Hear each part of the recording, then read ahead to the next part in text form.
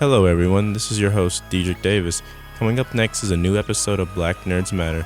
On this show, we get real experiences, thoughts, and advice from different black professionals in the world of STEM. Stay tuned at WMNF Radio for more. Come for the science, stay for the nerds. Hello, everyone. We are back again with Black Nerds Matter. Really excited to see you all today. It's going to be a wonderful recording. Today, we have Jasmine Suarez with us. She's a multi-award-winning technologist, mentor, and advocate with a Master of Science in Information Technology Management and Cybersecurity from Colorado State University Global. She has advised national and international leaders on both kinetic and non-kinetic approaches, authored and contributed to technology security policies on Capitol Hill. Hey, Jasmine, how you doing? I'm doing well. Hi, Diedrich. Thank you for having me. Yeah, I'm really excited to have you. I mean, we talked a little bit beforehand, but I think you have a lot of really interesting things to bring up that we haven't talked about in the podcast before. So super excited, super ready to get this going. So can you share with me your upbringing, where you from, how'd you grow up, home life, all that kind of stuff?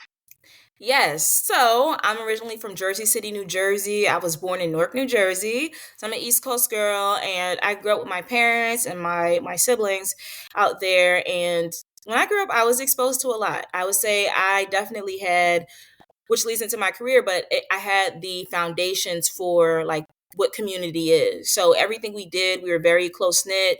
Everybody's your cousin type of environment, but it was definitely an opportunity to explore. It was a melting pot of cultures. You know, we're right next to New York. My dad's originally from the Bronx.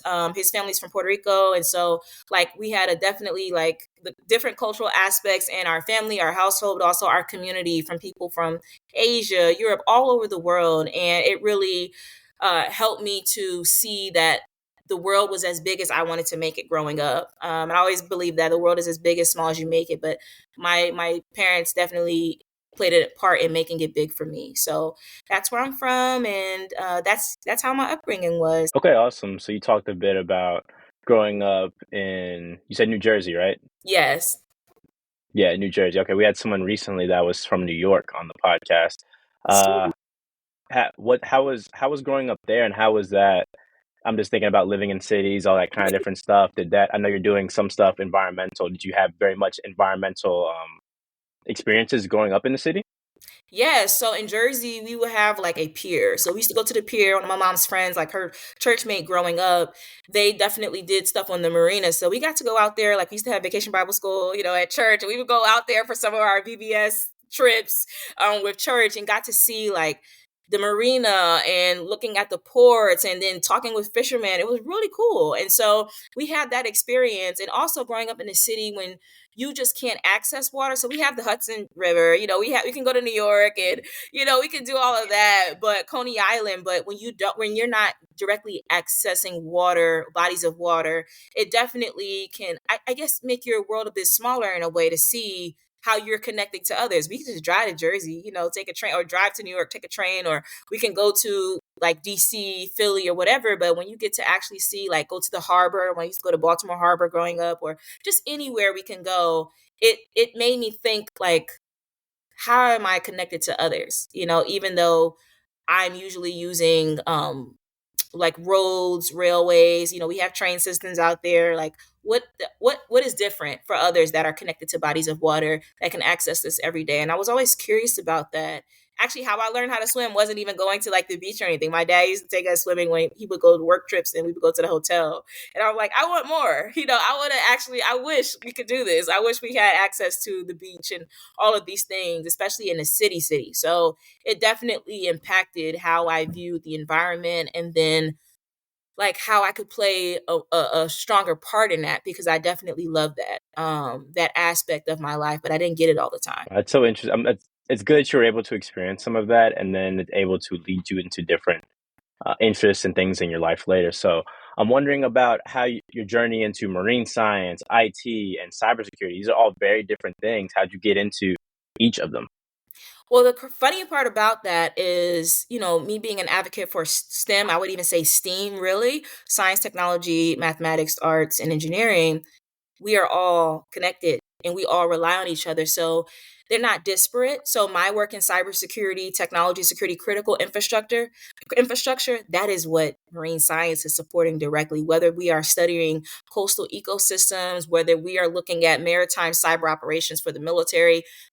That is what we're doing. So we are more connected more than ever. Marine scientists rely on operational technology. We, as cybersecurity professionals, we are very much in tune with the needs of operational technology, information technology, the risks, again, to critical infrastructure. If we have water, we have no life. So I really said to myself, I said, okay, I love my ability to help with critical infrastructure, supporting the country in different areas in different ways. But I also have this love for marine science. I love diving, snorkeling. I train. I do different things.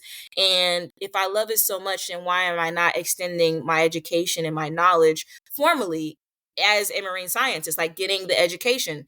I thought initially like it was hard, like, okay, like, but I'm not a scientist. But I thought about it like, life is a science in itself.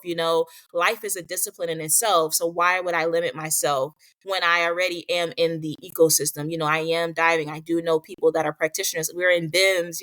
I have this Hmm. connection. Now it's time to step up and refine myself and actually learn science so that I can contribute more and actually play the role. And that's the connection there. And I'm really about that in my field, bridging gaps and silos and saying, well, hey, no, you do know a science. Computer cybersecurity, information security is a subset of computer science. So if I can learn this, I can do it there too. And so let me challenge myself to step up and show another example of how we can also help. And also, marine scientists learning cybersecurity, information technology, the new innovations with AI enabled tools that can help secure divers and, make things safer and help us to really go deeper in our research and explore the depths of the ocean. We physically can't go but so deep, right? But I can help bring that piece to my marine science friends and our teammates and to help that. And so I'm happy that I, got the courage to do that. And then, definitely got connected with BIMS through Rob, my special friend Rob Rad BIMS, and to really make that a reality and also bring other technologists with me to do that. Okay, so I'm hearing you talk about information technology, cybersecurity. What exactly is information technology, and how does that play a role in cybersecurity? I have a buddy who's doing cybersecurity right now, and he just tells me, yeah, these classes are hard as hell, but I don't know exactly what that entails and what you guys are doing. I know somewhat about coding and using R because that's what I use, but I'm wondering Mhm. from your perspective, what are these things and how do you do it on a day-to-day basis? Yeah, so on a day-to-day basis, it literally is so expansive. So information technology could be making sure that your literal hardware and software are available. We are doing the basics, making sure your system's running, your operating system's running. Cybersecurity will be making sure that your system is secure, the data in your system is secure. Anything that is the connection point between the internet and the digital world, the web that we cannot see. So that is like non-kinetic, making sure that is available, making sure that there aren't adversaries coming in and attacking your network. So, for example, if you're a marine scientist and you're using a technology and you need to send signals of, transmit data, we're making sure that we are securing the networks that make sure that that data is not being compromised or intercepted by our adversaries. So that's what we do. So we have a part that is making sure that the basic functions are there. They're able to make sure your systems are running, but also the security aspects and making sure they're secure, they're sound, they're safe, and we're able to operate and navigate the digital world safely. And so that is really what we do in our work. In my aspect of it, though, I help deliver these through the form of projects. So I'm really like a technical information technology manager or a technical project manager. You could even phrase it as that. But I also have the policy component. So with technology security, public policy, that's what I was doing in the United States Senate, supporting Senate Homeland. And we made sure that there were policies in place to help do this because everything starts with policy, environmental policy, information technology policy, cybersecurity policy, it starts there. So making sure now that I have like the technical background and acumen, I can help write legislation and help legislators understand the needs from a technical standpoint. From being in tech support, I've done it, being in tech support and saying, okay, these are the basic requirements. Like I have to do a support ticket. I have to make sure that, they can get into their user database, to making sure that database is secure, and also risk to that being compromised. That's what we do. And then we can create policies to make sure that it is enforced and that it is just I would say it's basically a foundational requirement to how things are, secure by design, secure by default, basic and good cyber hygiene for the systems that we are using. And then operational technology, the other facet is everything that is, we don't want it directly connected to the to the internet, right? You can shut down a city's whole water system, right? If there is a poor connection there. So making sure that everybody understands in that ecosystem their part, because it is very important in two operations happening that people often don't see behind the scenes. But again, I don't even want to say it's hard. It's just more so like logic more than anything, and making sure you know where everything is connected and what the impact of those connections are. So I do a little bit of all of it, but my passion, my sweet spot is delivering these capabilities through the form of projects and also helping writing policies to make that more possible and in a more efficient and effective way, like at a national scale. So I would describe it as that. I'm just thinking about it because so are you the person that somebody's like, hey, I need to get into my account or like something's wrong with my computer, and you're like, have you tried turning it on and off? Or is that the IT that we're That's how talking we about? start. That's IT. That's how I started, right?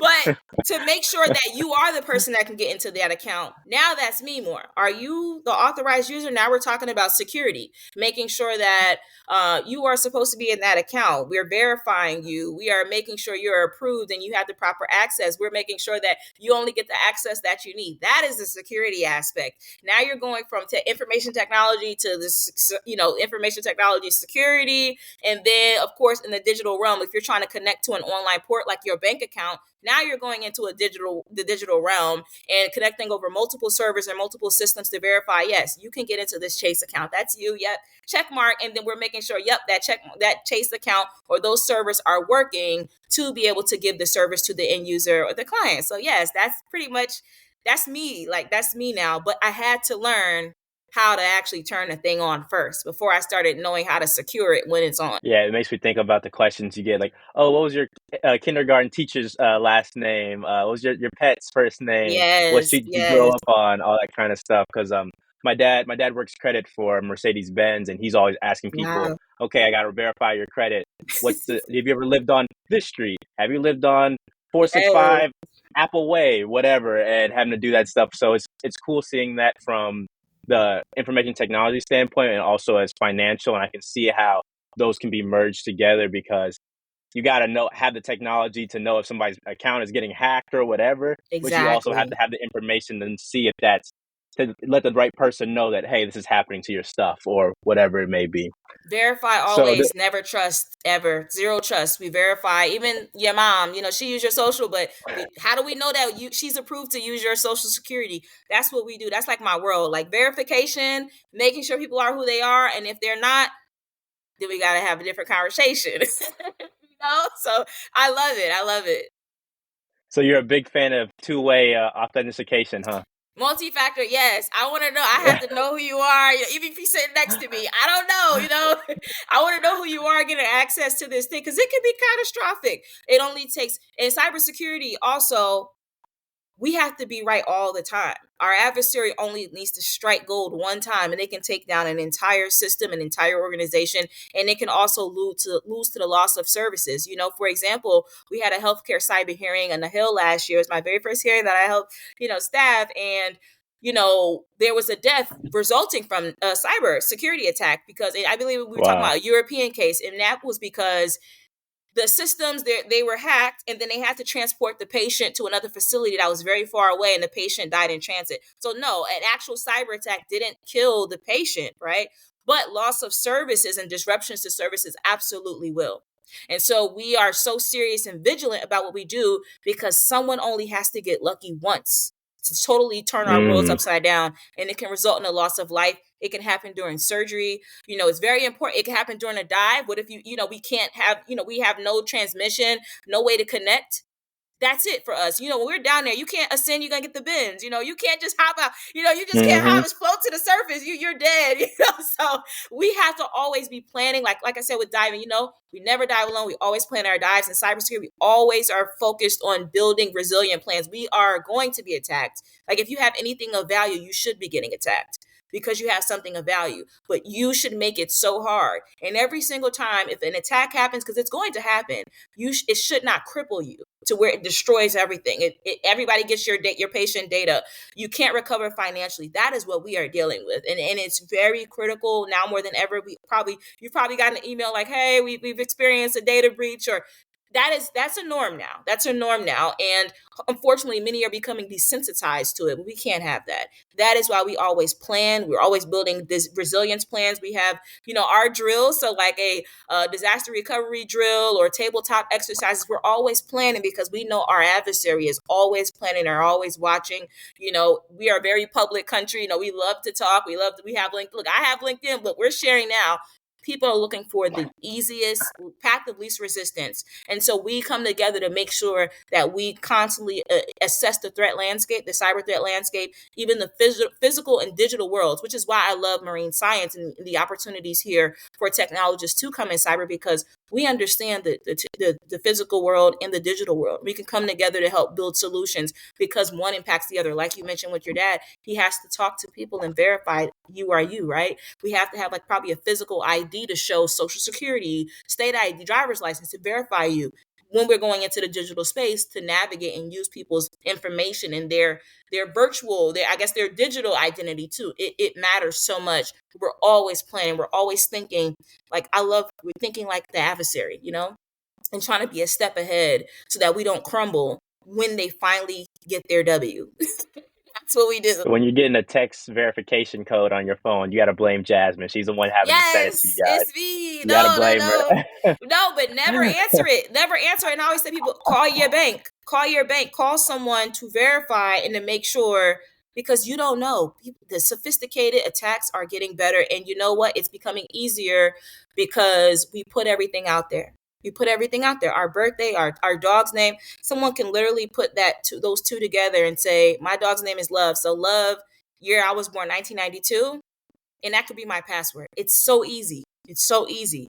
But we can't live in fear. We have to educate each other. And like I said, we have to have interdisciplinary support, work with one another so that we can teach each other best practices so that we remain safe together. This is Cybersecurity Awareness Month too.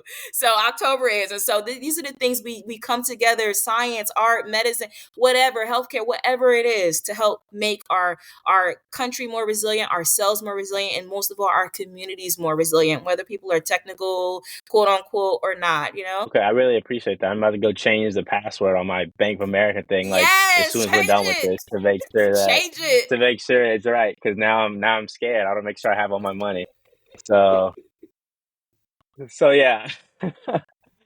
So I have a more serious question for you, and I'm really excited to hear you answer this. I've never heard anyone, no one on the podcast so far has talked about this, and I'm really excited to hear from someone else's perspective. But I know you talked about your experience as a queer woman in science and just in life in general, and I'd love to just give you the floor to speak about that. I'm not an expert. I have a gay uncle I love very dearly, but I want to know more about this. And I'm not even trying to joke. Like I want to know more about this and how this Yeah. affects you in your everyday life and work and all that. So go ahead, tell us all, educate us all on this. Yeah. So if you can see me or if you're watching, I'm what you would call like a feminine presenting woman, right? So by default, most people don't see me as a lesbian. Like people they don't look at me and think, because I don't look quote unquote like what society says like that will look like, right? So that is the first step of this. So when I go into a room and, sometimes in the past, if it was like more male dominated and, we deal with the things sometimes we deal with as women, especially in these spaces where we were not once a majority in, we barely are getting above like 1% sometimes in these rooms. And, people, like maybe they hit on you or whatever it would be. And then they find out who you are. It's a shock. Most people are very shocked when they find out. I'm open. I live freely. I am who I am every day. But most people just rule you out for being a part of a community based on what you look like. And so sometimes it's very hard when you feel like like you kind of don't belong already, like in a field, certain fields, and especially when I was coming in to my field, like you can feel like you don't belong because you have all these identities, but there's also identity you have that people are automatically like just shocked that you are that, you know? And I feel that I don't really even meet, I have to go to conferences if I want to meet other queer women, and I have to go to conferences to really find them. I have a very good friend. She is a very decorated nurse, and another one that is a surgeon. Okay, both queer women, and we both are feminine presenting, and we all experience the same thing. People think, oh, maybe she's just gay for a fad, or that's not this. She doesn't look gay, or like what? But it's important for us to do that because when we start talking about things such as like in artificial intelligence and in algorithmic bias and wanting to have agency on things and just different things in our field, our our experience as a person of the LGBT community matters when these systems are impacting the lives of diverse people, like someone that is LGBTQ. You can't assume that I have a husband. People do ask, okay, oh, where's your husband? Or I don't have a husband, and I have a wife. You know what I mean? Like people, it takes a lot of accepting because you're in a space where really you're an anomaly sometimes. You may be the only, and I talk a lot about that, but it impacts you because you're like, I can never belong. Like sometimes you feel like you never fit in. Like I don't look gay enough, right? I'm already black, Afro Latino, whatever you want to call it. Then I don't look gay enough, and then I this, and then I like, when do I ever can just be me? And I make a commitment every day to just be me. And when people do, like I said, people are usually surprised, but I can't not be who I am because I know who I am does play a role in how I can bring visibility to my community.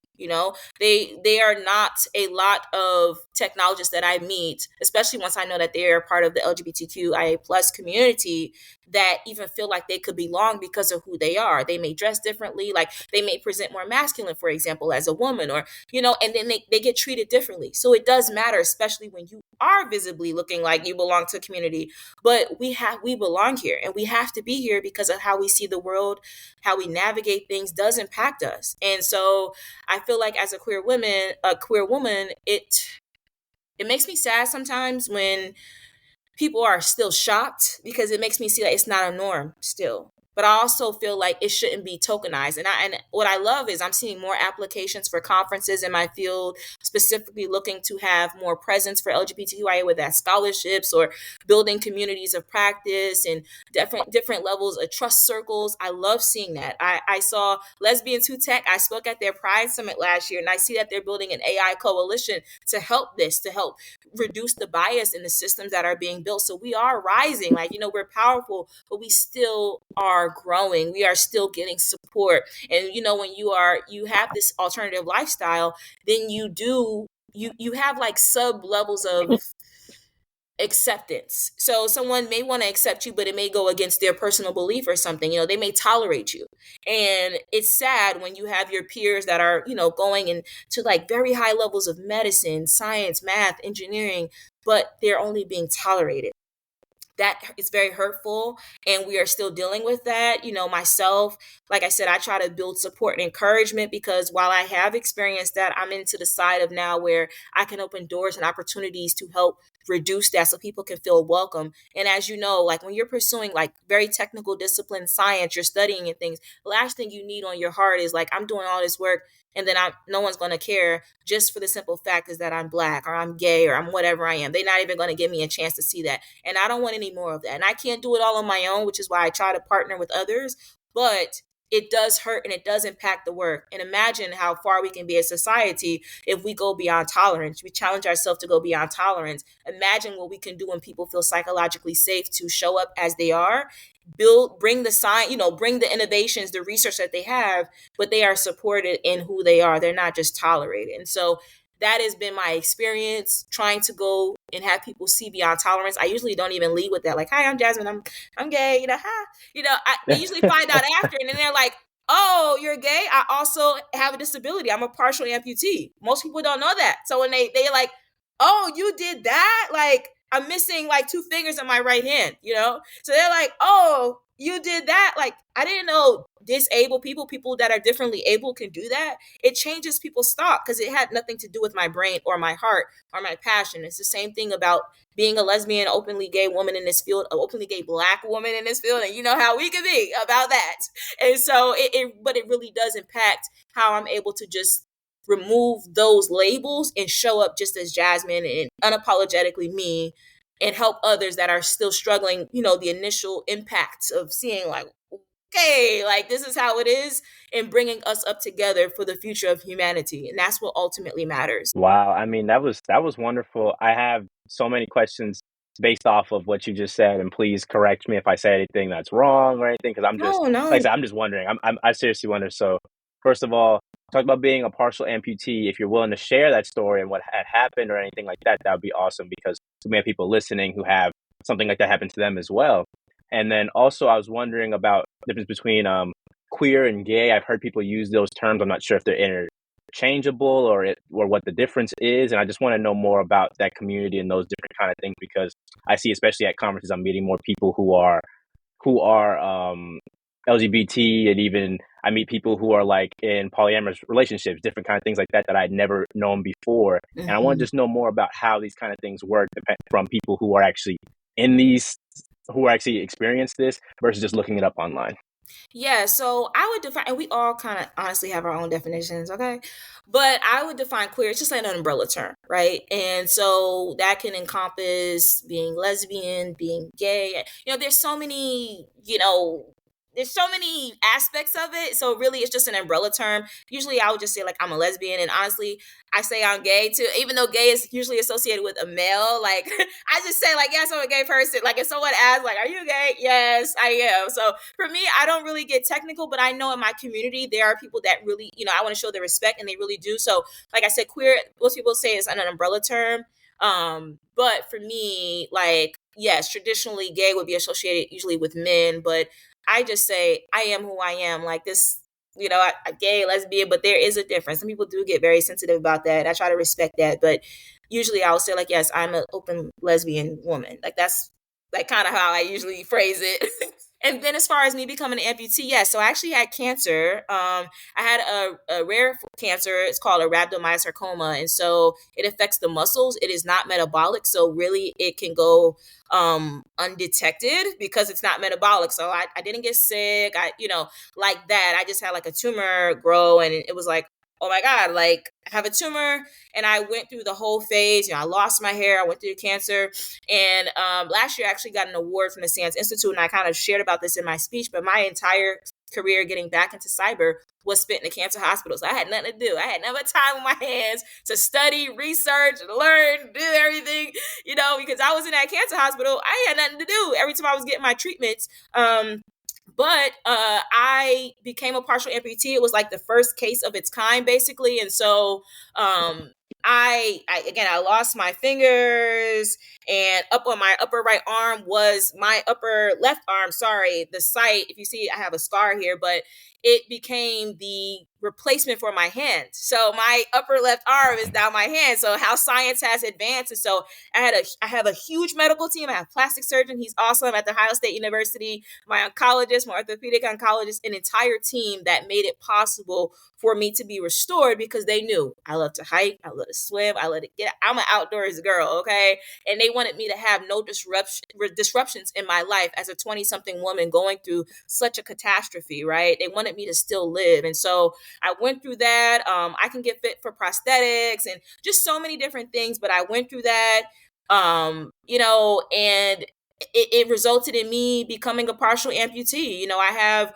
basically the use of 7 strong fingers, and then the 2 fingers are gone, and then I have one that my ring finger on my right hand that is basically bolted in place because again I lost a lot of nerves and stuff when they were removing the cancer and everything. I've been cancer free for 2 years. As of May 2nd of this year, I made the 2-year mark. So I'm out of the high risk period. I'm still living, I'm doing my thing.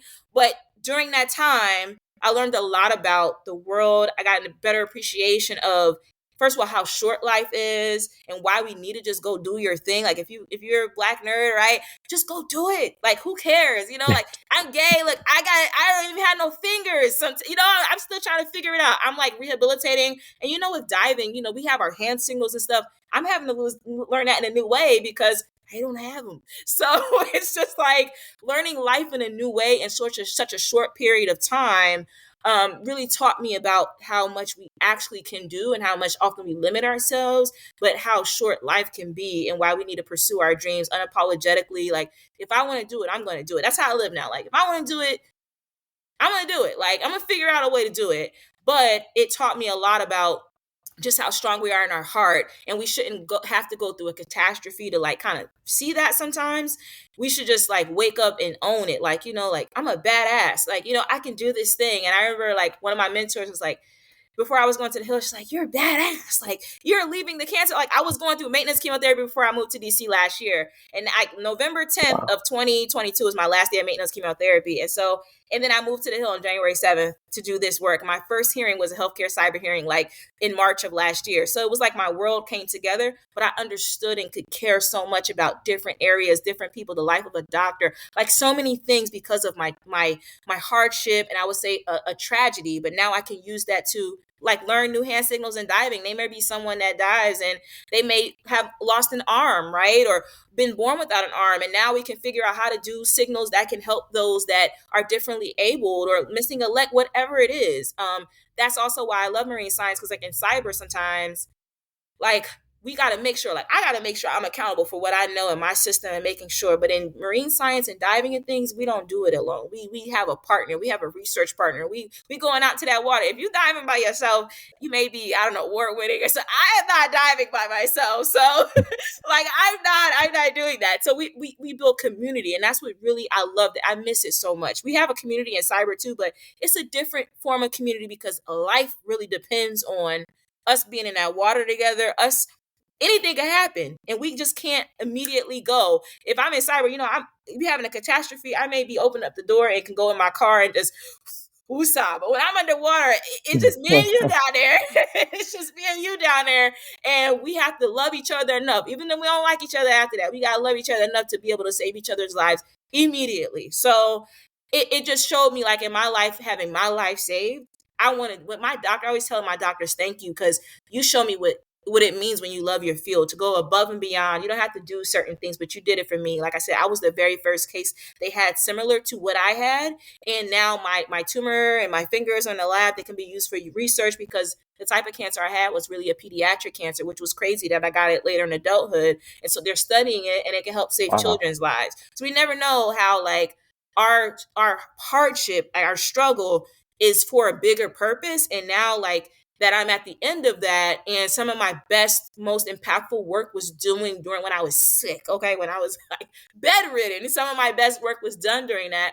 Now that I have my health and things, like why shouldn't I go hard in my field and also contribute to another field to help bring us together? And hopefully people can see my story, and like a doctor that is interested in marine science can say, hey, like I can go here and help learn about the conditions and help support the health and well-being of divers and sailors, and doing things on the vessel. Like that's what I want for people to see with my story. Like, wow, like look at what you know now from your direct experience, and like you can go somewhere and bring that to any place. And so yeah, that's my story. Wow, I mean, I'm inspired right now. I want to give you like a handshake and a hug through the camera. I mean, Hug. that's so that's so wonderful. You saying how you got your best work done when you were almost at one of your lowest points. I think that can be very inspiring to a lot of people, because I don't think a lot of people understand that hidden strength that they have, especially when things are going bad, or you might be so used to things going a certain way, and then they get turned upside down. You have no plan, and I feel like some people can peter out because of, not necessarily because of their weakness or whatever, but they just weren't prepared and don't know how strong they can actually be. But you, to be a living, representation of that. I mean, you're like, hey, my fingers are up in a hallway somewhere. People are looking at it, poking at it, and it's used to save Yeah. people's lives. Like, a part of me is working and I'm not even here. Like, this is great. And having that Okay. kind of that kind of that kind of perspective in that, instead of being, oh, I lost my fingers, like, damn, like I need a hook hand, like all this other stuff. It's, Hmm. you're happy, and I'm really happy for you in that. So thank you so much for sharing that. Thank And I mean, you you. talked a Thank bit, you. yeah, yeah. I mean, you talked a bit about nerdiness and all that, but what makes you a nerd? I know, and how does that let you innovate your field and just enjoy yourself and be your wonderful, bubbly self? Tell me. You know, I used to take that as an offense. When I was growing up, I was really like really shy. Like even what I do now for work, me and my mom laugh, and I'm like, I used to hate. I remember once when I was younger, I had to sing at church, and we were in church choir. Everybody got to sing, and I like almost passed out. I couldn't even believe. Like I couldn't. I just couldn't. I grew up very, very, very shy, like almost debilitating social anxiety. So it turned me into a nerd because I had nothing to do but beg my mom for books. I would just isolate in my room, just do crafts, read books. I was watching, this is back in the 90s, like, watching Sailor Moon and just do all of these things. And I'm like, okay, I'm in my shell, I'm this. And a lot of us, like, that even could say we're nerds, a lot of us can kind of have a similar story. Like, we usually were sheltered. We had, like, really maybe weird hobbies to others that, like, why do you do that? Or, oh, my favorite, black people don't do that. Like, no, Oh oh, yeah, they don't yeah, do yeah. that. So it just made you an outcast just by default. And so then I thought about it, like, the reason why I'm able to study like I do, learn something new like I do, is because that's all I had. That's when I felt secure. That's where I felt safe, was in a book when I was growing up. That's where I felt like I wouldn't get bullied if, I could just write a paper and learn some words. You know what I mean? Like all the things that were shamed, growing up with kids can be very mean. So growing up, and then how I would say I'm a nerd now is I love to learn. If you know me, like even in my personal life, my LinkedIn, people in my network, I am always exploring something. I don't care what it is. I don't care if it's something that a woman shouldn't do, a gay person shouldn't do, a black person doesn't do. Like that's where I'm at. And so when I started finding my people, and then they were calling each other nerds, I'm like, hey, maybe I'm a nerd too. Maybe I'm a nerd for wanting to go and become a scientist and do this crazy thing. Like I literally graduated my master's last November, and for me to just be crazy enough to go to get my master's of professional science and be preparing for that, and like my love for learning is making me do that. It's crazy, crazy thing. And I like daring to be crazy. And a lot of nerds, they get a lot of flack, but they dare to be crazy because they love what they do. They will obsess. Like you talked about R and, Python and everything that we rely on. You were willing to obsess over something crazy. And I think that's really cool. And I think a lot of things that it's in the past, everybody wants to do cyber and computer science and engineering. In the past, that wasn't cool. Like that was like, why would you want to do that? Like, who does that? Even with black people, like, sometimes we're not a monolith, by the way, but sometimes stereotypically we can be like, we don't do that. You get more support when you want to go play a sport sometimes than actually want to become like a biochemist. And so I feel that I was placed as a nerd. I was placed as artist Jasmine. And I also was a late bloomer. So I had played the whole, like the stereotypical, like glasses or whatever people think I have my glasses. I was just so awkward. Like I had the whole thing going on. And then once I realized, like, hey, like I'm actually pretty freaking cool. Like I'm gonna step into myself. And then I became, into my womanhood.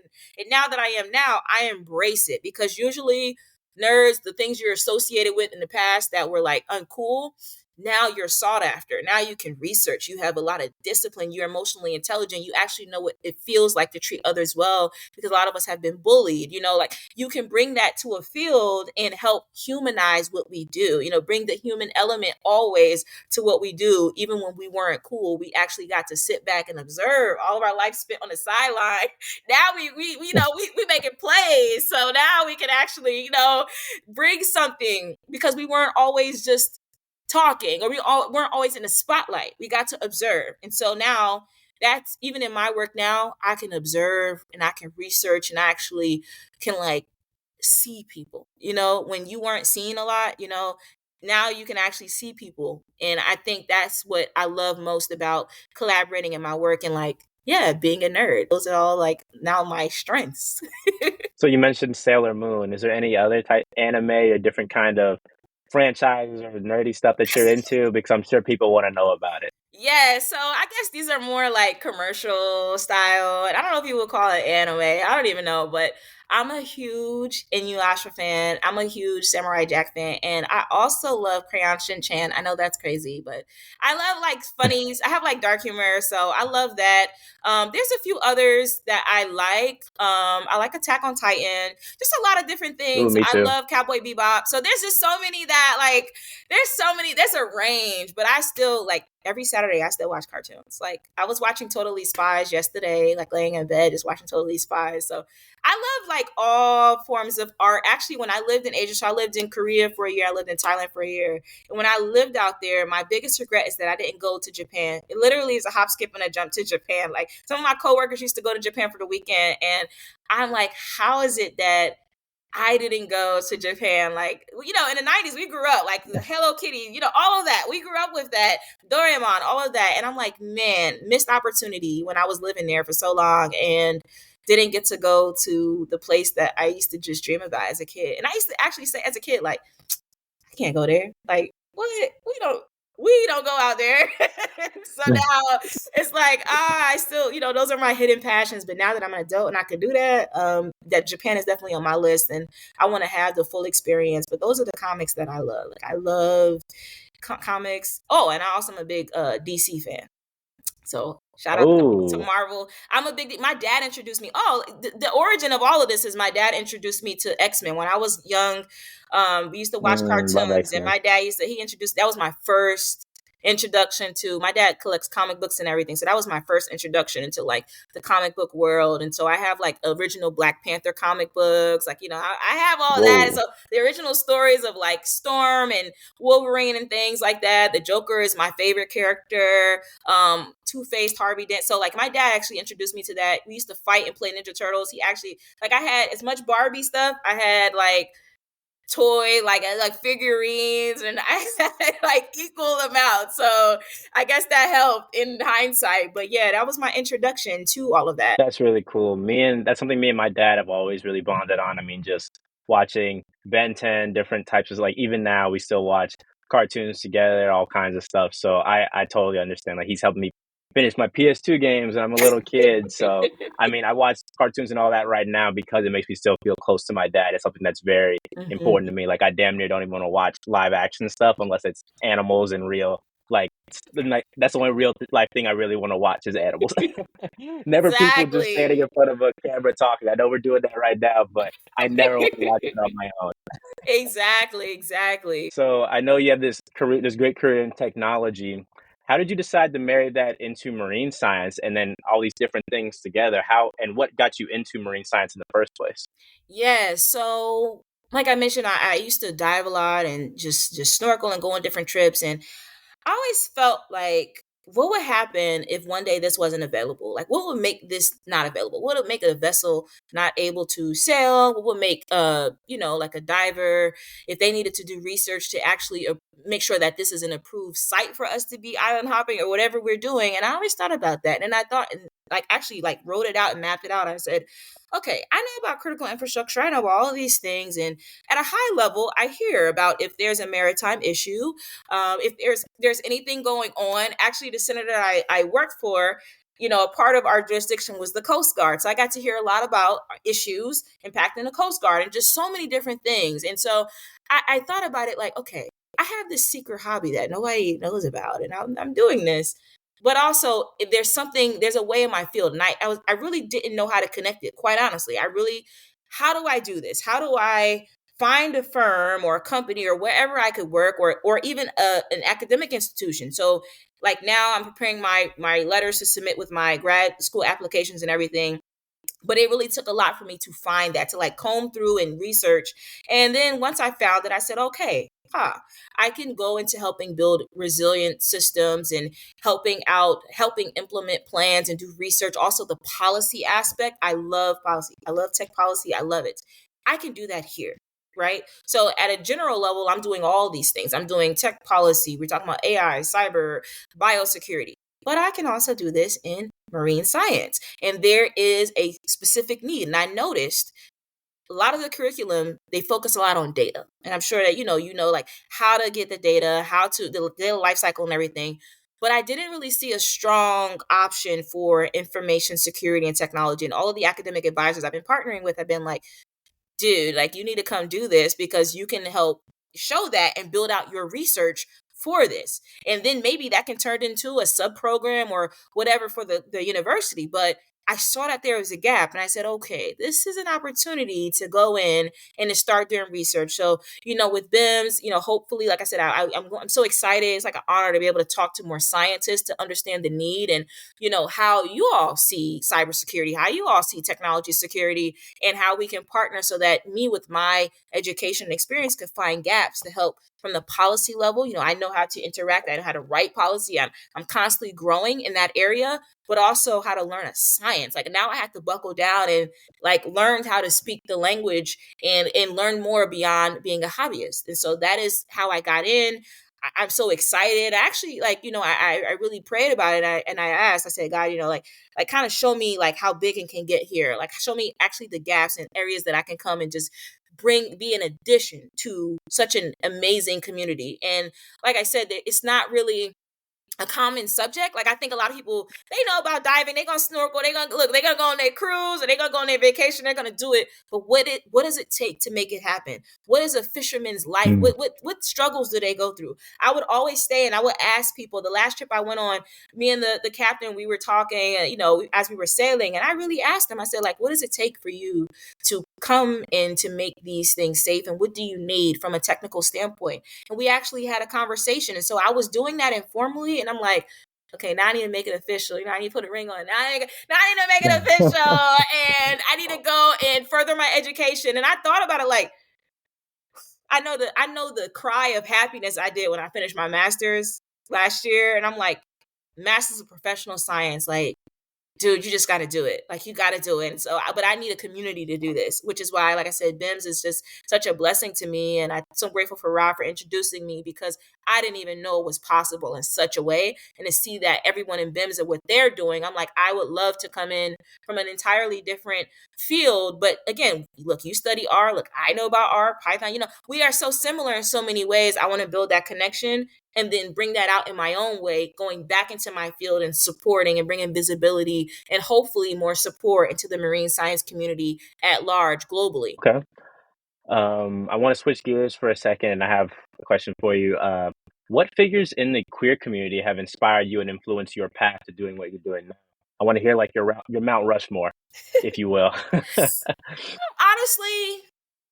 I don't even have like a Mount Rushmore of that. What I will say is like the community as a whole will be my Mount Rushmore. Okay. When I saw others living their truth, like, and I'm just talking about in the queer community, when I saw others living their truth and they were in my field, and that's at conferences, and it just was like, this is how life can be. Like if you decide to step out and live. And I'm so grateful for those, like even in the drag community, going to drag shows and everyone's hyping each other up and just celebrating each other. When I was on the hill, a lot of my peers were queer. Like, people would be surprised. Like there's so many people. And so those people living their truth and standing up and advocating for our rights and just so many things, they are my Mount Rushmore, my entire community. But one person I would add is my former boss. She actually is my biggest advocate. She's an openly gay woman. She has a wife. She has, they have a beautiful family, and she is the one who she lives who she is. She is who she is, and she would be Sarah. She would be on my Mount Rushmore. She is amazing, and I was like, man, I want to be open like that. I want to be like that. Like that's a boss. Like that's cool shit. I felt when I met her, and she became my boss, and she became one of my biggest supporters and reasons why I was able to go to Capitol Hill and just do so many things. She brought me into rooms and just so many things. Like, and she was who she was. So her, She's your Washington. yes, don't make me tear up, but she's she's my Washington. Yes, I love her so much, and like I wish everybody had that. It's not easy, especially if, like I said, the trans community, they're going through a lot of things. Just it's really hard to be different still. Like it may be like we have pride, we may have a lot of things, but it is not a norm. A lot of things, like even with marine science, you may think it's a norm, or you may like hear this podcast, you may see we exist, but that doesn't mean we feel we exist every day. No matter how many smiles, whatever, that doesn't mean that we feel we exist and we matter, and that we feel that we can still show up and be safe, and have that support as another person that is, I guess you would say maybe heteronormative, which is no problem, but they we have to think about so many ways of how we're going to show up. We have to think like, okay, am I gonna mention that I have a wife or a girlfriend? Am I gonna mention that I'm missing? Do I say hi? Like when people shake my hand, they're always like, oh my god, I'm so sorry. I'm like, don't apologize. Like, I'm good. You know what I mean? Like, so like I have to figure out like which thing am I gonna wear today? Is it gonna be the black girl, the token black girl, and have to dispel that? Is it gonna be the gay woman and have to dispel that? Like, which one? It's so many hats, and I'm just like, you know what? No, I'm gonna be free. I'm who I am, and that is my Mount Rushmore. Those that are responsible for helping me assess myself, get real myself, so that I can live freely and see and show others that they can do the same. It's like being a minority inside of a minority inside of a It's minority inside like of another minority. it's like the Twilight Zone of like, dude, I'm multiple minorities. Like, dude, like, come on, and even Which that one word do I pick today? minority. Yeah, like which one do I pick today? Am I just gonna be like, like which one is it? Which struggle, right? Which struggle? And something has to change. Something has to change, because it really does impact how you go into your work. If you're going to show up with your head down or your head up, it does. And I see so many young people coming into the field, in the tech industry, and it's like they have the brain. You can learn anything, but the courage, the things on the inside, is why we don't have more. And they from the gate, they're being shown that they don't matter. From the gate, they're being shown they got to choose this disability or this whatever they have. They have to choose that in order to enter. They're just going to be the token. They just got in based on that. We still are going through that. So I see a lot of people enter rooms, even the rooms I'm in, they have their head down automatically. And I don't like that. And I want to, hopefully my story and others, especially in the queer community, especially being, women in this field and coming in, I want to see when people come in with their head lifted, but that means we have to be ready to support them and just extend our arms to them as a community, because humanity depends on it, and definitely science, technology, innovation. It doesn't happen just with these tools. Like a chat GPT is not self-governed, right? You need people to do this, and they need to be empowered to come in doing it. So you talked a bit about tokenism right there. What challenges have you faced yourself by being a symbolic only, like that black girl in the room? And how have those kind of experiences driven your ambition? 'Cause I mean, I know myself, seeing like being a DEI hire and all that kind of stuff. It's like, come on, man, I'm better than that. I'm not just a good black Yes. guy. I'm good at this. Yes, absolutely. Like that good, that's a word. But so, and fun fact, so when I re-entered my field, I took a career break, and I was a flight attendant for 3.5 years. And I always tell the Oh story wow. to people. Yeah, I always tell the story, and I say, when I was a flight attendant, I used to study in the back of the plane. I used to study on the crew vans, going to the airport, going to our overnights, and because I knew I was preparing and going back into my field, right? And I remember one time I was going to the airport. I think we were in Omaha, coming back to Charlotte, and you know the captain was like, "Oh, like, what are you studying?" I was like, "Yeah, hopefully we can get in. Hopefully we don't have any delays today." He was like, "Oh, what are you studying?" And I'm like, he was like, I was like, what did I say? I think at that time I was studying, it wasn't data structures and algorithms, but it was something along that. Like, I think maybe it wasn't IT 101, but it was something along that.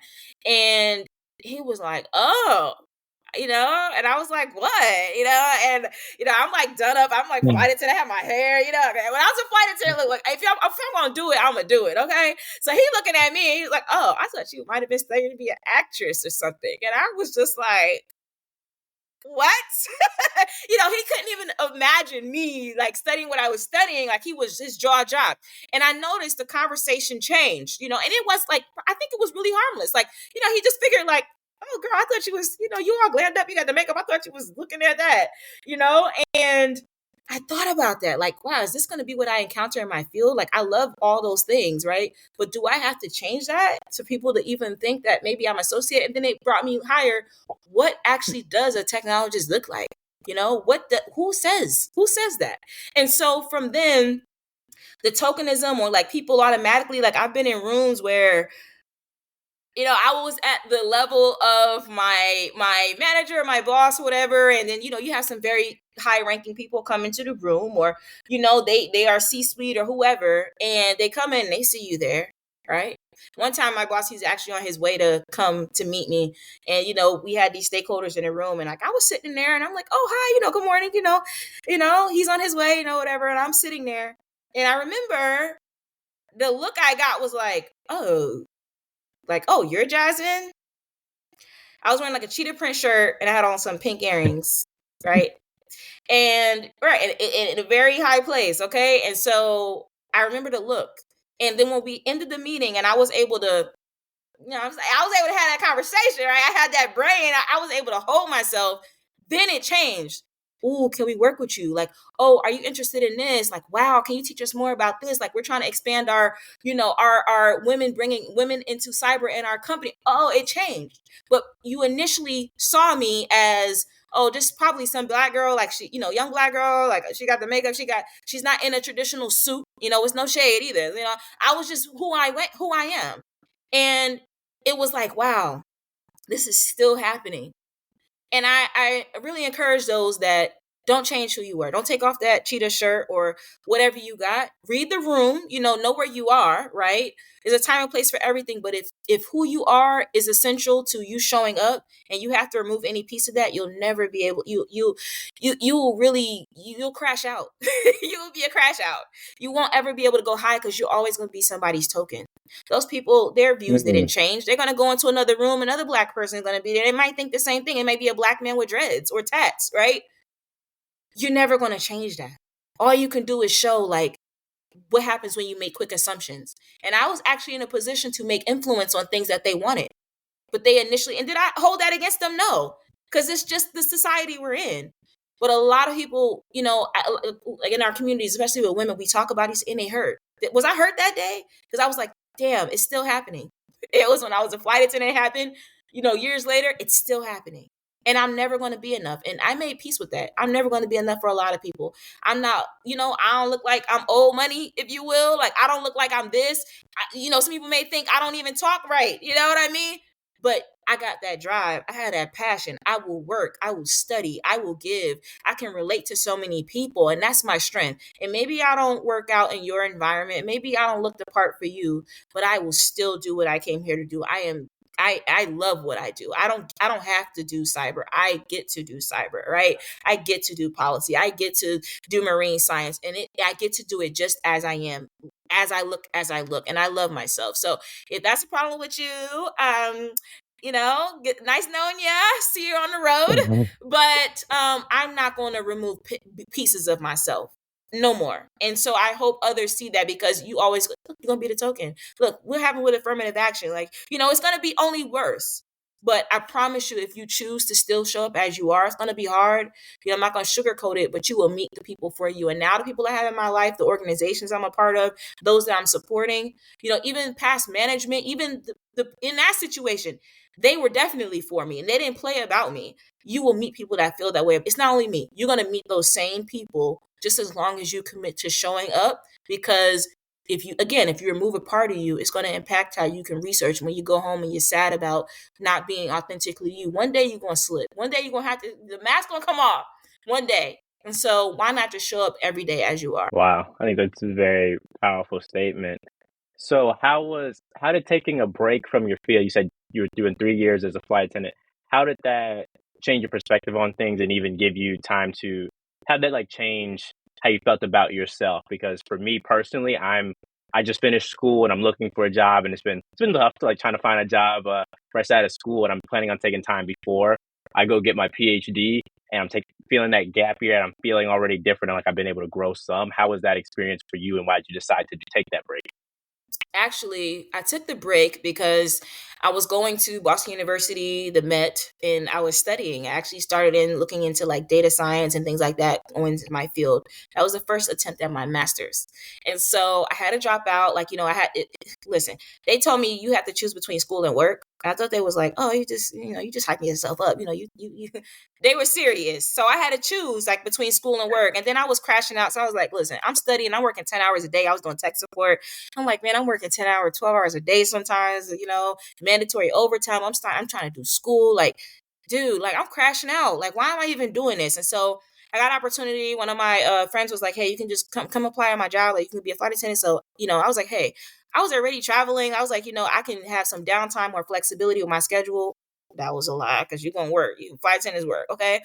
And so I did that. And through that time, I just said, I'm going to take this time. I gave myself a time limit. And actually, the person that recruited me, she knows who she is. She told me, if you have a dream, you give yourself a time limit of being here. Use this time for what you need it, and then you go back and do what you believe you were called to do. She literally said that to me, and so I said, okay, she knows something that I don't. So I did that, and throughout those years, I was studying. I was paying for courses individually. I would even passenger. It was like it's an alignment. When something's for you, it's for you. I would meet passengers that they would be in tech or they would have some interest, and it would spark a conversation, and they would encourage me, refer me to a class, like whatever it was, and they were like helping me, and I'm like, okay, I can do this. Then I reapplied to grad school. I got in and I started, getting back into my field. And yeah, that's pretty much how that was. But advice I would give is it can feel shaky. In our country, we don't have, usually abroad, I learned when I was living abroad, taking a gap year is a thing. Like people, it's actually called a gap year. Like people take a sabbatical. It's a thing. We don't really have that culturally here. Please take that because you will find yourself. Like you will find ideas. Like the things that I'm doing now are when I was there. Things that I learned about security. When you're a flight attendant, your top priority is security. It is being able to answer in the call of emergency at any time of the day, being resilient, identifying potential adversaries, harms. That never changed when I entered cyber. That is how people always ask me, how you get your ideas, how you're always coming up with this stuff, because I don't live. Take that time to live, to explore yourself, to go through the emotions. The job will come, like the opportunity will come, and it will be actually more in sync with what you need, because it's not like I'm rushing to just do this. And I'm still doing that, but that's a skill I built in those 3.5 years. Really, that was a skill I built. Patience, the right things. When I left being a flight attendant, my first job, it was like a seamless thing. I only told them I'm going back to grad school. I started grad school in September 2021. And so this is like May of 2021 when I re-entered the field.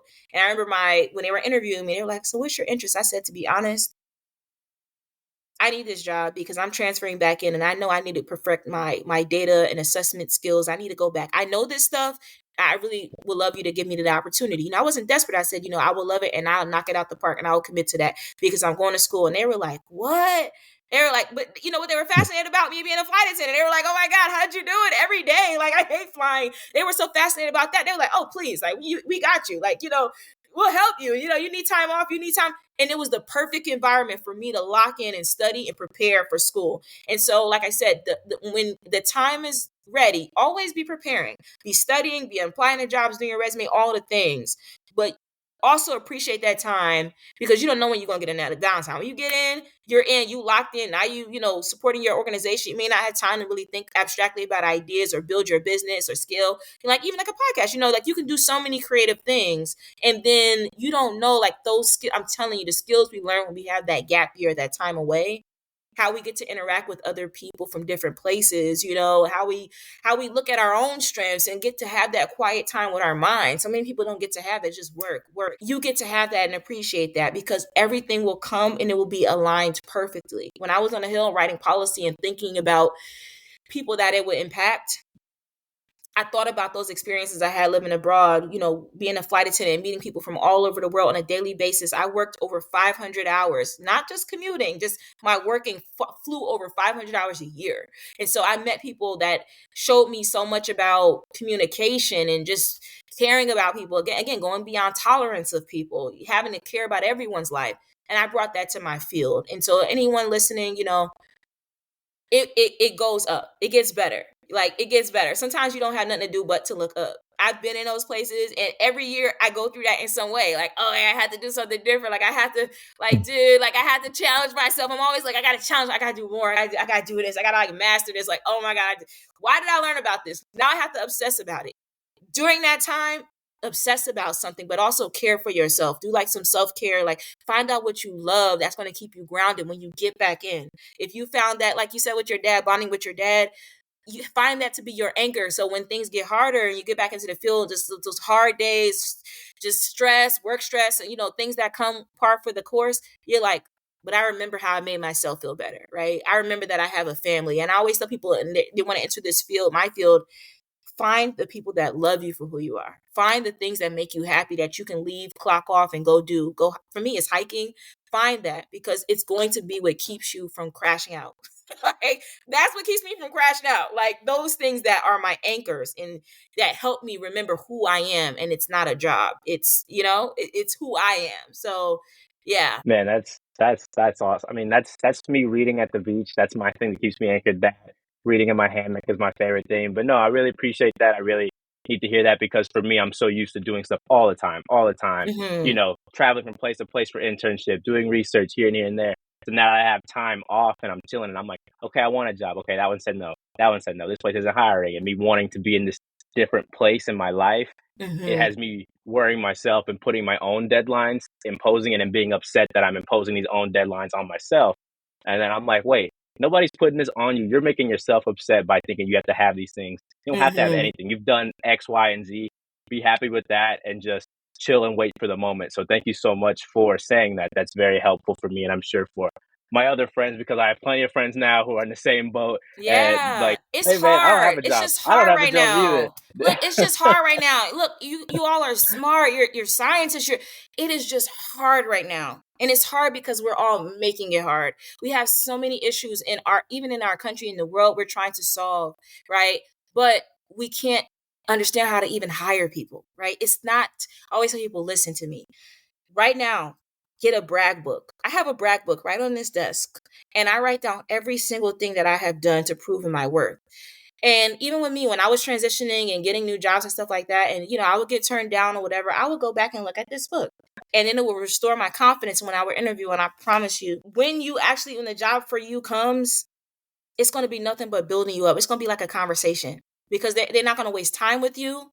They're going to have you, but it's going to come in the proper time. When my opportunity came, like even when I was a flight attendant transitioning, it took me like 8 months, like 8 months. And I like it took me 8 months, and I was so sad about things that didn't work out. But when the opportunity came, like I mentioned, they were so supportive. They didn't care about all that stuff. They didn't care that I had like 3 years of a gap technically. They just saw like my passion, and they're the people that the job that's for you, it'll all make sense. Like it will literally, you'll be like, this was made for me, dude. Like this was made for me. They're treating me respectful in the interview. They're not doing weird stuff. Like they need 500 interviews to see if I'm valuable, trying to pick and poke. It's not going to be, it's going to come without chaos and confusion. And that is how you're going to know. Like that's always how I assess things that come to me. If it's for me, did it come with a lot of craziness and stress, and did it take me out of my character? And if you can still have peace, we're going to have to put in some work. It's going to be hard days, but if the initial relationship started off where people saw my value and what I can bring to the team, and also what the team can give me, that's the one for you. So don't get discouraged. Like it's just hard out here. Like I said, like I'm telling you, I support a lot of people. I mentor a lot of people. Even I'm getting mentored. My mentors have helped me this year with some transitions. It is hard, but all you need is that one yes. And usually when it starts to get like, I mean, when life really starts like kicking up the gears, and you're like, am I being punked here? That's when the opportunity usually comes. I promise. I promise. Like, am I being punked? That's when the opportunity comes. And I really believe like it's only temporary. But this is in cyber security. We have a shortage. We don't really even have a shortage. And that's another story for another day. But people are really losing hope. And if you're an employer listening to this, give a chance to that one person. Look at me. Someone gave me a chance, right? And look at what I've done, be able to make national impact and help. Now I'm building ecosystems and communities and different things, right? but someone just gave me a chance. If you can give others a chance and remember who you was, sometimes we forget how we started. Remember how you started, right? Give someone else a chance to choose to see someone enough to give them an opportunity, because we are talented. We are here. We're not just a token. We can come in and, roll with the best of them. We are ready to do the work and we care. And you can't find that anywhere. If you see applicants that care, they genuinely are going to give their best. Give them a chance, because we need it. We need more people. And it's not all about what's on paper. Sometimes the work that is going to make the best impact comes from the people that have the heart to do it, not just the degree or whatever it is. Yeah, thank you so much for that. Because I remember I had a job interview a few weeks ago, and they were like, "Oh, we love you. Like, you're a great candidate." They were so happy and talking to me in an interview, and then they were like, "Yeah, like you were like our basically like our second person, but someone else just had 2 years of experience and you didn't. So we'll move your resume to this person, whatever. And we're sorry we couldn't have you." I'm like talking to my mom, like almost crying, like I just want a Yeah, damn chance. Like I've been busting my butt doing X, Y, and Z. So I really appreciate you saying that, because for me it it's had been not really you. hard and feeling like vulnerable, because I've like kicked ass for the last 4 or 5 years straight. Hmm. Was it all for nothing? But then I got to the point now where I'm like, no, it wasn't for nothing. This is just the wrong time. And something I like to think of a lot is flowers bloom. They don't bloom all the time. It's just not my time to bloom. I'm sure somebody else is having a great time right now. And I've had Hmm. a great time for the last like 4 or 5 years. It's okay to not be in a season right now where everything's working out and it's perfect. So yeah, Yes, I really absolutely. appreciate that. Also, remember, you And have a skill in marine science. Look at cyber, right? There are engineering firms that look specifically for scientists to help with. They might be building something on a port. They may be, we had just the bridge that collapsed out here. They need someone to understand, maritime conditions, to understand what happens in the water, the ecosystem, underwater ecosystems. If you are, if even if those in marine science or other areas, if you are struggling, perfect example for me, the people that do my prosthetics, uh, a lot of them come from Hollywood as like visual artists and like oh wow. SFX artists, and then they come to, like, for example, it's called the Hanger Clinic, but the prosthetics that look lifelike, guess who's doing that? Artists. So they found a new pathway that is sustainable. Unfortunately, people have to keep being amputees. I'm one of them. But when they do it, they come and they paint your like literally they bring you in for multiple sessions. They paint your fingerprints. It literally, like, if I had it, the glove, it's like a hand, but if I had it, only a person that is skilled to do that on camera could do that. And they chose to bring their talents to the medical industry and do that. They're very in demand. So there's always opportunities to find that. We just need, if like for me in my cyber career, I need to speak up more to bring awareness to, like I said, scientists to come in and say, hey, you don't have to know coding. You don't have to code at all, but you know R. If you learn R, you definitely learn Python. If you learn Python, you can understand TCP/IP, OSI model, whatever. You can do that, but you can also help lead projects and be a strategic advisor to someone like me, a project manager that may want to do an ocean floor drilling project. You understand it. And so, it's just a way to pivot and think like, maybe at a research lab, they may not be hiring or whatever, but I can go into a field where I'm an anomaly right now and I can say, hey, this is my proposition, and just, rephrase and repackage, rebrand yourself, but you have a very in demand skill just in a niche area like oil and gas. There's so many opportunities. So I would encourage, yourself and other scientists, marine scientists, and those in that field to look at neighboring disciplines that you definitely can support, that critical infrastructure desperately needs scientists. Okay. Literally, anthropologists, marine scientists, biologists desperately needed, because we have to understand things beyond what we see on this computer screen. We're going out into the field and we have to understand and learn. Case in point, me, which is why I'm going into, the marine science world. Wow. Okay. I'm feeling like ready to hop on job boards and all that right now. I'm about to open up Yes. LinkedIn like as soon as this is over. All right. So, how did you build interdisciplinary partnerships in your work, and why you think it's important to foster these relationships? I know you talked a bit about not wanting to be in traditional silos when we were talking earlier. How do you go about doing that? So, what I love most about my work is that it impacts all people. Everybody knows someone that relies on a computer. We all have a phone. Most of us have a phone. And so I start with what does this mean for a community? Like who needs to talk together? Who is not talking together? And I try to bring those people together, whether that's in academia, that's in the policy world, whatever that is, practitioners. And I love bringing people together to solve a solution, and I commit to that in my work. And so through that, I basically try to immerse myself in others' worlds. I will go to a conference. I will go and ask to shadow anything.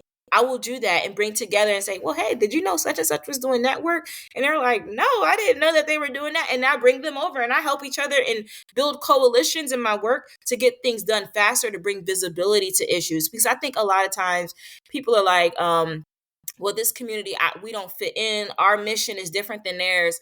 But I always tell people, like, to peel back your mission, sentence by sentence, layer by layer.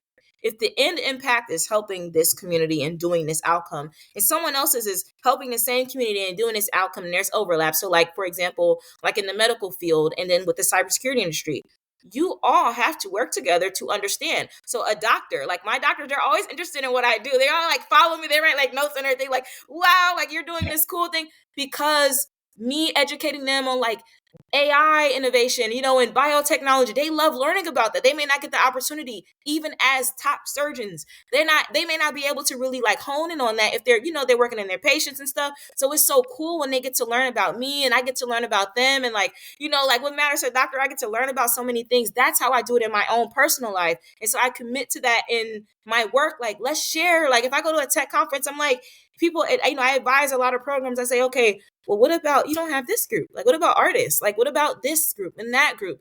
Someone has to design the interface of your system.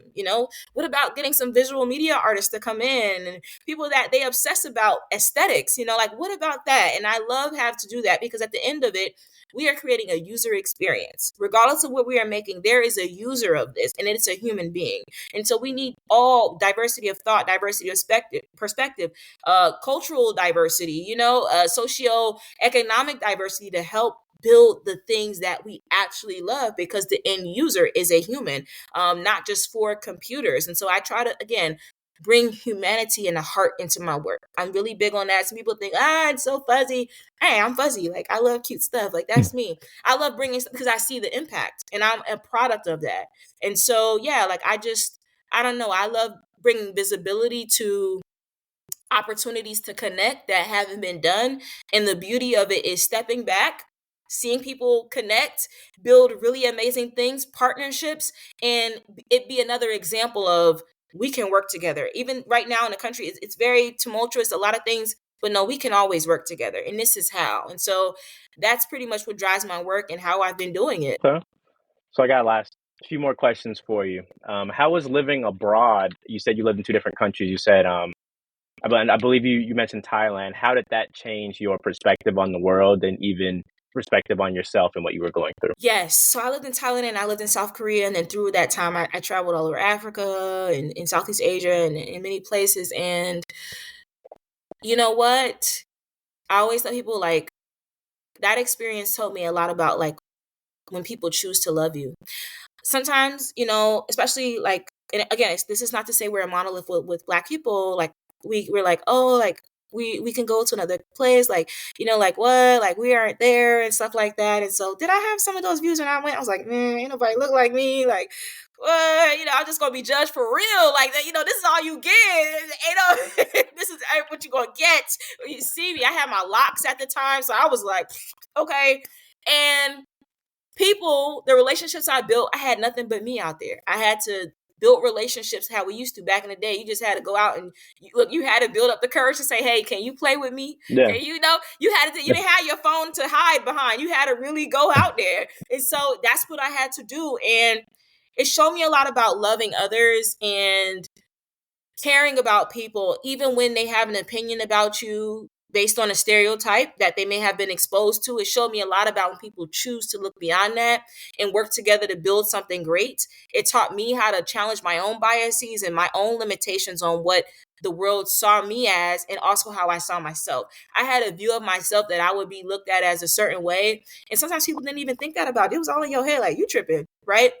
We just want to get to know you. Like a stare isn't always a bad thing. Like somebody can get to wants to like they're just fascinated, think you're attractive. Like you know what I'm saying? They could be so fascinated about like, wow, how did like you have locks? Like we don't see that every day. It's not always, oh, she's looking at me because, you know, like, oh, like they think I'm ugly or you know, like, oh, this is like weird. And you know, it's not always the bad thing. It's a good thing. And it taught me a lot about love. Like it taught me a lot about how far you're willing to go to build a relationship with someone. Learning someone's language. I had to learn language. I had to learn cultural aspects of the community. I actually had to learn the values of a different place, right? To even just at the base level survive and navigate, to be able to get groceries and learn customs and learn different denominations of money. Like, you know what I mean? like I had to put myself out there, but then to actually build connections with people, I had to choose to care enough and want to build the trust and the bond so much that I'm going to go home. I want to study the language and learn it. I'm going to go and learn formal greetings. They love it. Like, you know, my colleagues, I remember I learned like some formal greetings in like Korean,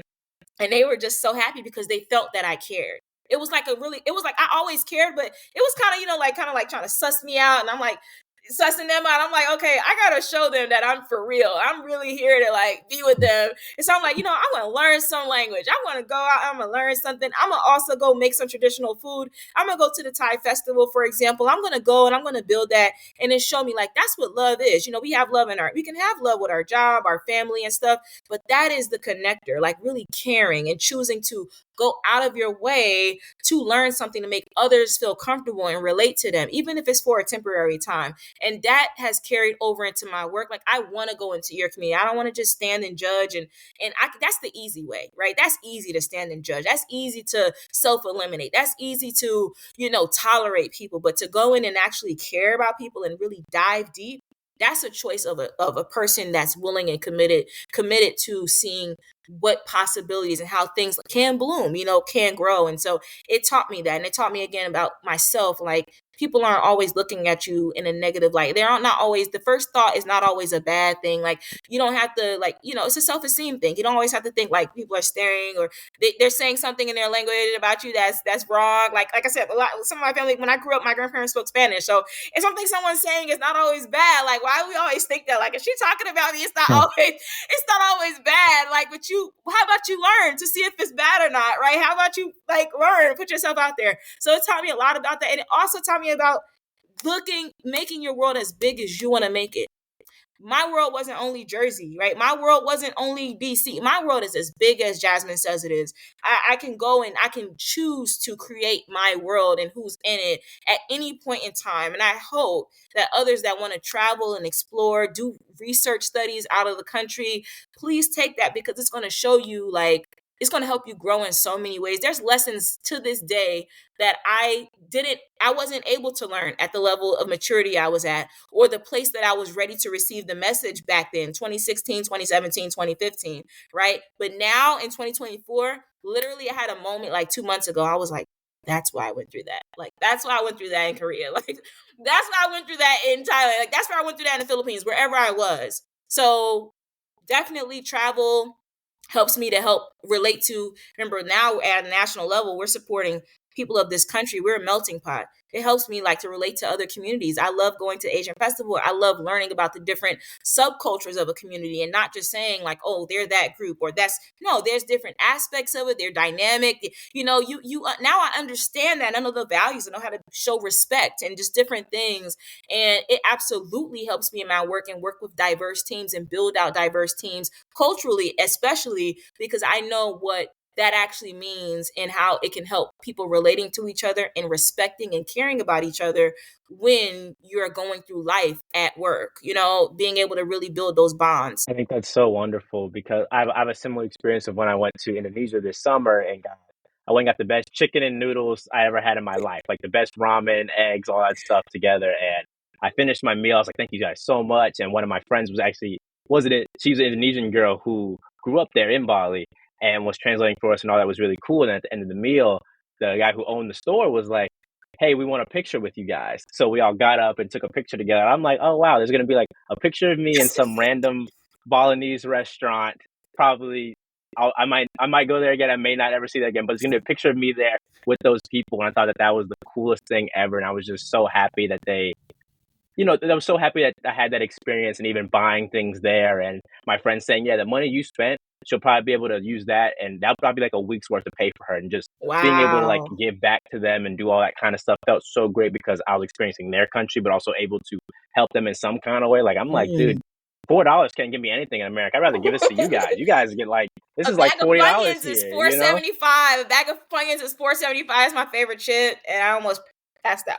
So you're right. We can't even listen. I can't even buy, my old school favorite, my OG. Okay, so yes, I love that, and it also, like you mentioned, it shows you that you exist. Look, that photo is never going anywhere. That photo is there, and it shows that we exist. And especially for Black and Brown people, underrepresented people of any group, travel helps you realize and show others that you exist, because sometimes people really literally don't know we exist. I think that was one of the biggest things. Like, there are people that have never met a Black person. Like, there are people that have never really seen a Black woman with locks. Like now they know I exist. Like, at the basic level, now they know I exist. And many people would probably never experience that.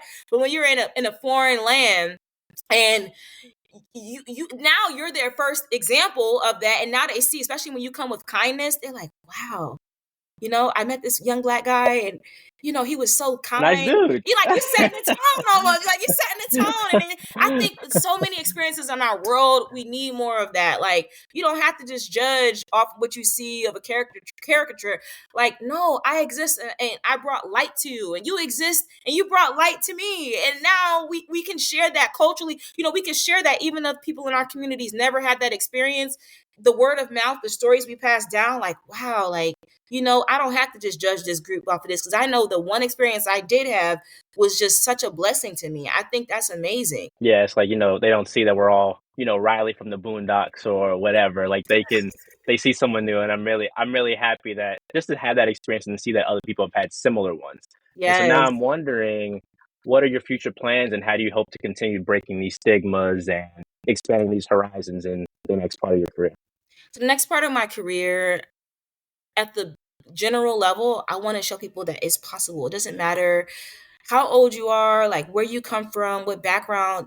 Dude, just do it. Like, do the thing. Like, you can do it, but you have to commit to it. And so I hope that my story, like I said, I'm like documenting my swim practice, my dive, like all my things, like getting my dive cert, like going into school, like doing all these things to show proof, because a lot of times, like, we tell our stories, but nobody really saw, like, all the people like, oh, that sounds great, like, ah, ha, ha, we feel good, and then they go home, and then they're like still feeling lonely. I want to galvanize it, and I'm going to document it, and I'm working and I'm documenting it, filming different aspects of it, and the end result would be like a small, like, mini film, a documentary of my life transitioning into this field, and like different other areas of my life that led me to this, to help others to see the possibilities and how it impacts humanity, and how we can best support the world.